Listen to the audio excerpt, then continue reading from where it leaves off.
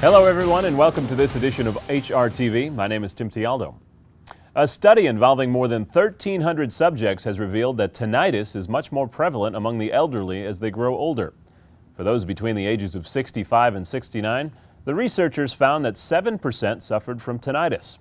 But that figure climbed to a whopping 42% for people who were 80 and older. The study was published in the October issue of Otolaryngology, Head and Neck Surgery. The research revealed that Nigerians with tinnitus often had other treatable health conditions, including otitis media, rhinosinusitis, head injuries, and high blood pressure. Tinnitus was also found to be more of a problem for people with lower socioeconomic and educational levels.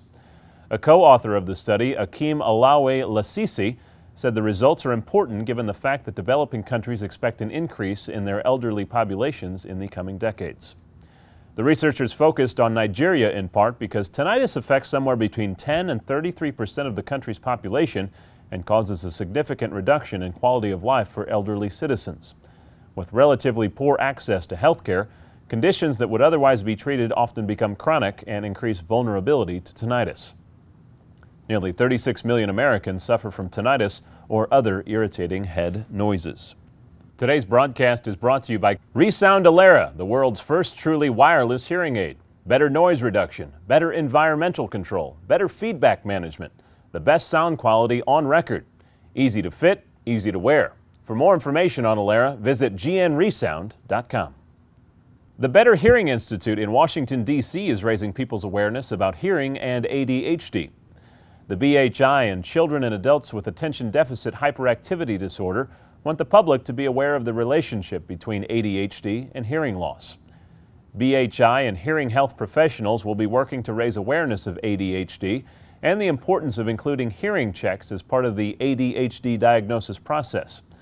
To ensure that the needs of children with ADHD are fully met, BHI is also encouraging appropriate treatment by pediatric audiologists and other hearing healthcare professionals when hearing loss and/or other auditory-related communication disorders are found to coexist with ADHD. Studies show that hearing loss frequently coexists with ADHD. Children struggling with undiagnosed hearing loss often exhibit similar behavior characteristics as those with ADHD. Academic performance, completing assignments, carrying out multi-step directions, and sustaining attention during oral presentations can be a problem for children with either ADHD or undetected hearing loss. Impulsiveness, acting out, inappropriate responses to questions, low self-esteem, and difficulty with social interactions also challenge children struggling with either condition.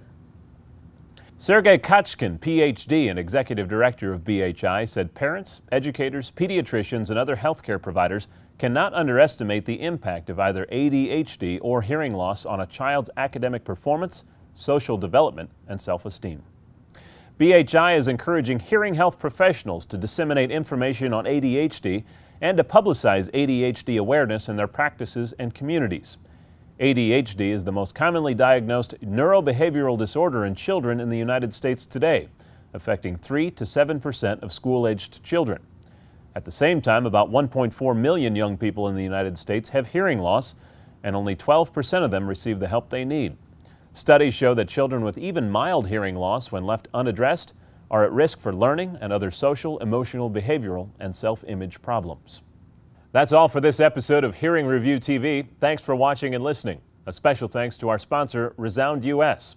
For more information on these stories and the latest industry news, visit hearingreview.com.